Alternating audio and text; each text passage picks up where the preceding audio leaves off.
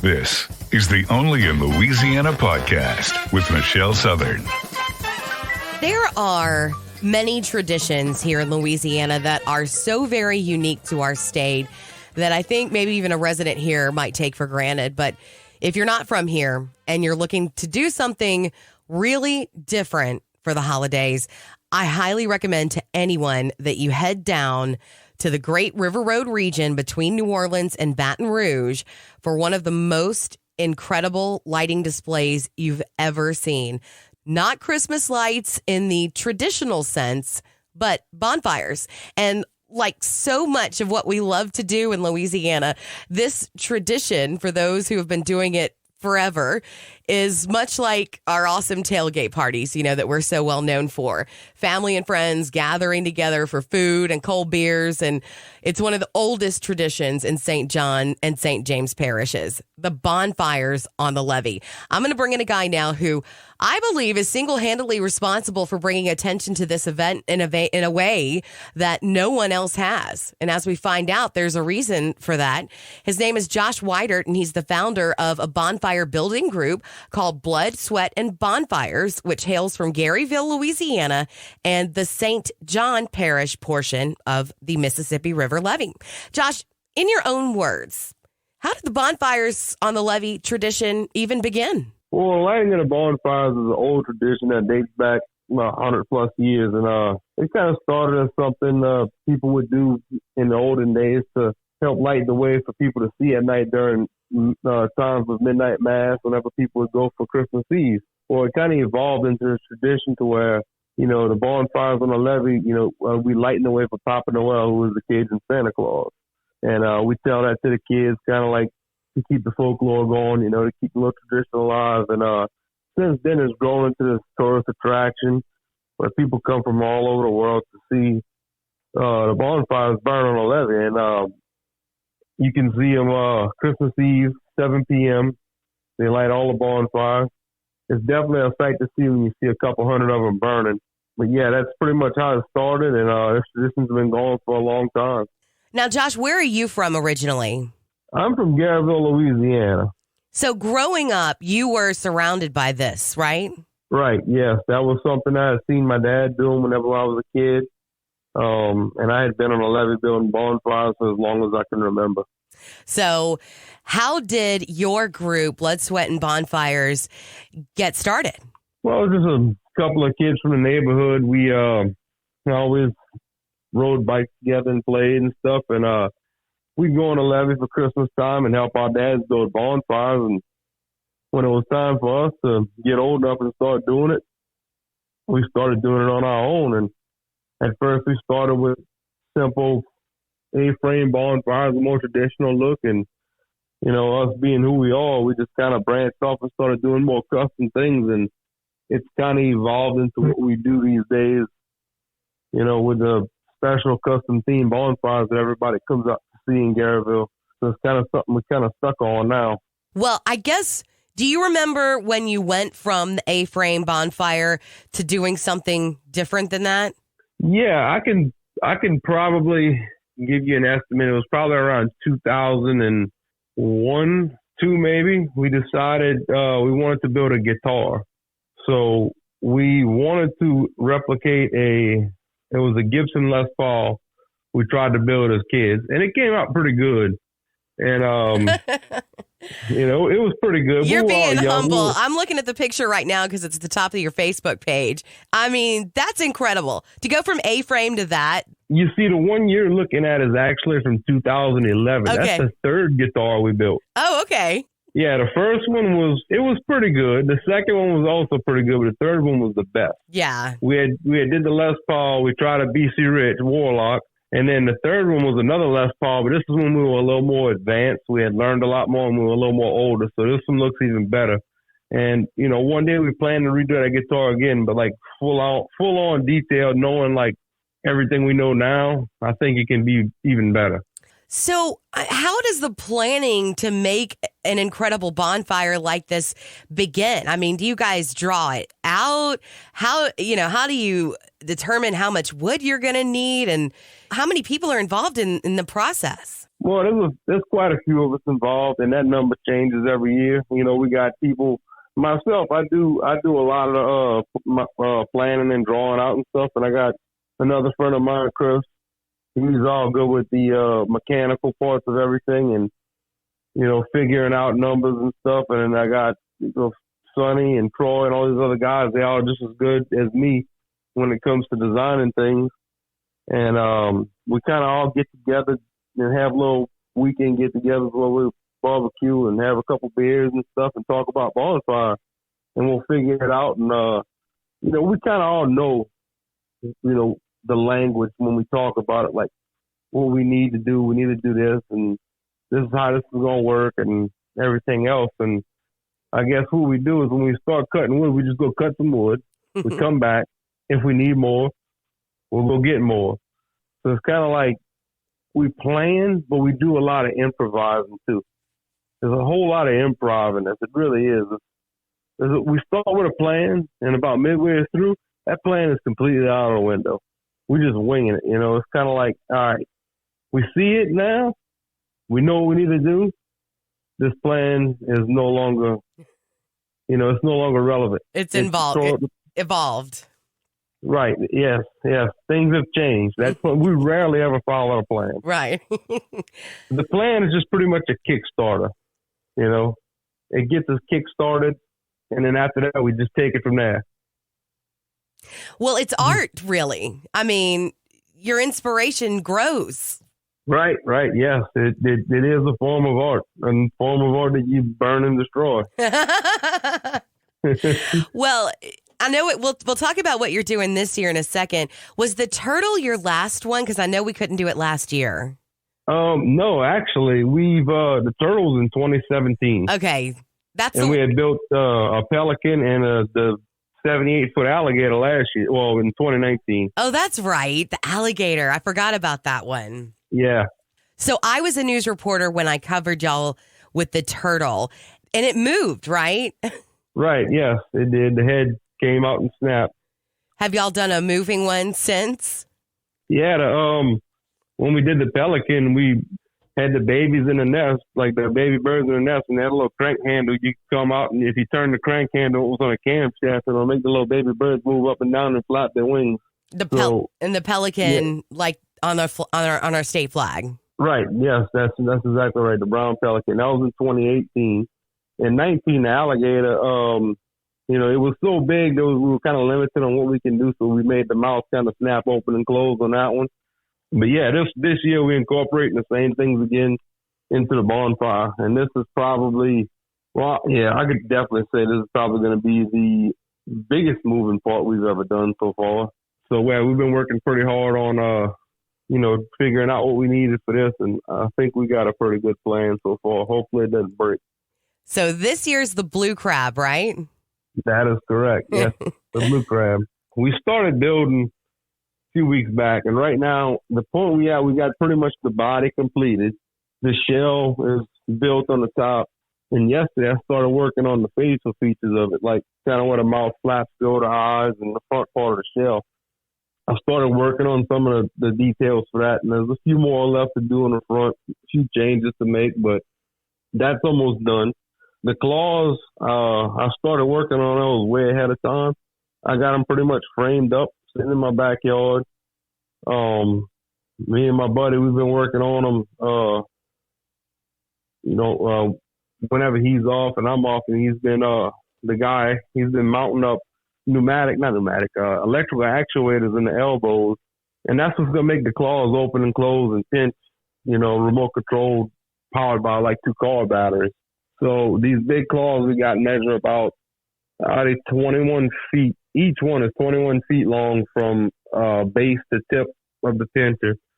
And whenever they're on the bonfire and fully opened up, I think it should have a wingspan right around 50, 55 feet. So it's going to look pretty big, and everything's going to be controlled, with these electrical actuators, open and close, and the pinchers are also going to open and close as well. That's incredible. It's going to be a sight to see. Yeah, it's going to be something. That's going to be something like we've never kind of stepped past our boundaries with that one. Yeah. Well, logistically, do you have to reserve a spot on the levee? How does that work? Well, I know the guys in St. James Parish, when it's time for them to go, they go get a bonfire permit, and there's designated spots already staked out for them. Okay. And if you had a spot like the year before, I believe you're the one who has first right to that spot. And if you deny it, then somebody else can come and take that spot. So it's pretty much like if you built that, if you built there in front of your family's house for years after years, you're going to get that permit every year unless you don't want it. Now, in St. John Parish, where we are, it's a little bit different. We don't have quite the numbers of bonfires like St. James does. So what we do is we'll go get a permit from our EOC, a bonfire permit. We come back, we get the permit signed by the adjacent landowners who live in front of that spot on the levee, and then we'll fill out our end, and we bring it back to them. We pay a fee, and then they determine if the location that we build bonfire in is, within regulation and within rules, with all our refineries being around and gas stations. And if it is, they'll give us the permit, and then we can start building. But in recent years, kind of Garrettville's bonfires, our availability is shrunk down a lot. There's only 2 spots left to build in Garrettville, ours and another guy who's down the road from us. And the reason for that being is they came through with a bike path on top of the levee about a year ago. And a few, years back, whenever we heard that this bike path was coming, me and my friends went over to a meeting, and we started trying to fight to get this thing moved down the levee to preserve the top of the levee for us to keep building bonfire. Yeah. And at first they were just going to go right over it. So this kind of also helped with us building, like stepping up our game with these bonfires. I think at that point in time was like whenever we started making them animated and, making them more elaborate, it was like, all right, we need to bring attention to this. Yeah. Because if not, it's going to go away because they're going to build this bike path over it. So, what happened was we kept fighting for it. We kept building these bonfires that were, attention getters and bringing people from all over the world and making, big news and stuff. It's like, then like the parish and the people in charge of the bike path eventually said was like, hey, you know what? We're going to go ahead and move it down a levee so I can continue to build. So that was a battle. I mean, we can kind of say we won and we compromised with the parish because they kind of get their bike path. We keep our bonfires. Everybody's happy. So it was pretty worrisome years back when we thought we were losing this tradition forever in Garrettville. Well, I think you came up with a great solution because I see you're all over the news every year. I mean, that's free publicity for this event and your parish. Yeah, it really is. It became pretty awesome. And I think, a lot to do with that is, how we use social media these days. Yeah. To promote things, with our bonfire page. I put a picture out there, it gets shared 3,000 times. Yeah. And you can see whenever you're looking on your page, you can see statistics as far as how many people it has reached. Yeah. And, I've seen some of our more popular posts where they've reached over 600,000-700,000 people. And, that's pretty astounding. And once you hit that number, you're all over the nation. And then you have people driving through Garyville, getting gas and eating in your restaurants. And, right. That's a big deal. Yeah. And that is a pretty big deal. I mean, I think, it helps out all areas around. So it'll bring people, it also, another thing I like about it, I've talked to people on my Facebook page who have never heard of this before, and they came across it on Facebook, a friend shared it or something, and all of a sudden this is like, wow, bucket list. I'm interested. I'm coming down. We got to see this. Yeah. So now we bringing new people down to see this every year. And I talk to them personally on my page, and I'll send them information and everything they need to know to come on down and see the bonfires. Not just ours, but the other ones too that's around it. There's so much more to see than just ours. Yeah. I know ours gets a lot of attention because we build a custom something different, but there's traditions It's spread across 2 parishes on the east and west bank of the Mississippi River. And a lot of people don't know, but the west bank, there's some cool bonfires over there, too. I mean, there's some guys over there that build some pretty cool stuff that's definitely worth taking a ride and checking out if you're a tourist. And so people come not just for Christmas Eve. They drive through the whole weeks leading up, right? Yeah. I mean, you'll see people, from starting about now until Christmas Eve. As a matter of fact, when I was up there yesterday, I met a family from Seattle. Wow. Yeah, they were just stopping by. They said, "Oh, we're in town.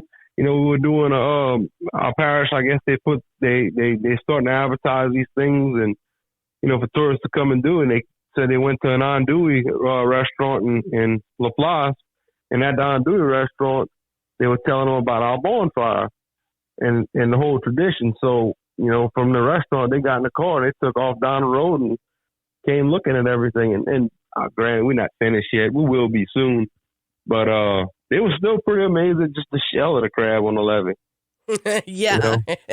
I mean, that's cool. Yeah. I mean, if you're at a restaurant in Laplace and you're from Seattle and someone tells you this, you're going to go see it. It's a must. Right. Well, if you don't mind me asking, how are you funded? How do you pay for all of this? Well, years ago, like pretty much the smaller the bonfire is, it's kind of like all you really doing is paying for gas in your chainsaw, gas in your vehicle, and that's pretty much it. Now, it's kind of evolved. We need a few more things to build these bonfires. We need some material, so we try to do it as cheap as possible to remain low on cost. But sometimes we end up spending a little bit of money for certain things, and what we do throughout the course of the year. We'll take on little projects or something as a group. We get paid for those things, and what we'll do, we'll kind of take a little percentage of that money and put it in like a little savings kitty that we got. And last year, we had somebody that donated us 2 hogs. They came on a levee and cooked them and said, "Hey, we got a bunch of hogs. We're making pulled pork. We got a bunch of bread and buns. We donating this to y'all." And I'll say, "All right," one of my little dudes said, "Look, go serve it out to people." And what we'll do is put a cup out, say, "Hey, here's free pulled pork sandwiches. But if you want to donate $1, here's a cup. But if not, it's also cool too, Yeah. So we ended up picking a little bit of money up from that. Sometimes we'll, flip a few T-shirts. They'll sell, some guys will maybe have T-shirts made and sell them on the levee. Certain little things like that, different little small fundraisers, and it generally gets us enough to maybe buy any little random material that we may need here or there. Like for this year's bonfire, I think we had to buy a couple of electric actuators. That was a couple $100. That was probably the most expensive thing we bought. Everything else was like scrap wood we used. Now we got a little money saved up, and we'll probably do the same thing this year and get a little more money saved up for next year. That way it kind of, one night on the levee, we could sell it coming up like a couple weekends from now. We're going to have a little pre-party before Christmas Eve where it's just kind of like all the guys who build and the community that comes around. We'll use money from that to buy some food to cook jambalaya, gumbo, a couple cases of beer, we're funding our own parties now. Yeah. Well, that's incredible. I guess how long do you think it's going to take you hours wise when it's all said and done with the crab this year? How many hours do you think went into it? Oh man, I wish every year somebody asks me that question. It's like, and I always think about it, like, man, I need to start logging our time, logging our hours to see, it's exactly. Hard to tell. Right, it's hard to tell, but I can tell you this: it's we probably work on it from. I'd give it a solid, 8-9 hours a day every day we work on it, and maybe a little more. I don't know. I think collectively as a group, we probably worked on it 8 or 9 days so far. Yeah. So I'd say we have about 64, 72 hours into it. Well, for the sake of the pesky media, maybe log your hours starting next year. Yeah, I'll make sure to get a time clock next year. The wild questions that we ask. Well, Josh, it has been a complete pleasure talking to you. I mean, is there anything else that you would like to add? Like, let's say your message for somebody who's never heard of the bonfires on the levee and this longstanding tradition that we have in Louisiana. As a spokesperson for it, what would you say? Well, to somebody who's never seen this before, I definitely say put it on your bucket list. Make it something to see. Come out and enjoy some of these bonfires, even before they're burned. Come and just experience the levee, because it's almost like it's a feeling like no other, especially with us guys who've been doing it forever. It really does have a festive feel to it, and it's very genuine. It's something different. It's a different Christmas tradition. You can feel excitement in the air from everybody around just because it's the holiday season. Not because, hey, we about to watch something really cool, but just because everybody's happy. And it's a collective mood across the entire top of the levee, especially, from what I see by all bonfires. It's like everybody's happy. You don't have, you can see that people have, they're not involved in that daily lifestyle that so many of us get caught up in, and might cause, depression or anxiety and stuff. It's like you're free when you experience events like this, like it could be a bonfire, it could be a fair, a festival. People just need to get out and do those types of things where you're making yourself happy and you're around other people who's happy as well. And I think our event is one of those things, and we all for promoting something like that. If it can make a person, forget for 1 second that, hey, what's going on out in the world, and if it makes you feel upset, then we want you to come up there and enjoy that, because that's what, part of the holiday season is about. It's about, being able to enjoy yourself and forget those things in life that bring you down, and be around other people who's also having fun, and be in a festive environment sometimes. And it just helps people out, and that's a different thing. So I think the bonfires is one thing that I've seen, just personally looking at people, it really does help people. It's very therapeutic to somebody, anybody who comes up there, because it's something everybody's up there collectively enjoying. We love to see that kind of thing, and that's what keeps us going every year. It's like, it's hard. Sometimes we want to quit. We get mad. We throw things, but you always think about the people you make happy by what you do, and that keeps you going. The miles and miles and miles of cars of people who come out every year. Right. I imagine that's got to give you a warm and fuzzy feeling. Yeah, it's pretty cool. Well, Josh, your passion is infectious. This is a great Only in Louisiana story, and I can't tell you how much I appreciate your time today. Hey, I appreciate you doing the story for us and helping us get this tradition out. Means a lot to us. Thank you. Because only in Louisiana. Again, Josh Weidert, he is the founder of Blood, Sweat, Bonfires, and you can find him on Facebook to learn more and see pictures of these incredible bonfires that we've been talking about today. Facebook.com/Blood, Sweat, Bonfires. If you plan to go see the bonfires on the levee Christmas Eve, I have one piece of advice for you, and that would be to arrive early, arrive early, arrive early. Thank you for tuning in to episode 12 here today of Only in Louisiana, proudly a part of the Guarantee Podcast Network, which is powered by PreSonus. And I invite you to follow and like the Only in Louisiana podcast Facebook page, which is facebook.com/Only in Louisiana. And I also welcome you to send me a message that way as the podcast continues to grow. If you have an idea or a story that you would like us to cover here on Only in Louisiana, feel free to shoot me a message again at facebook.com/Only in Louisiana. This is the Only in Louisiana podcast with Michelle Southern.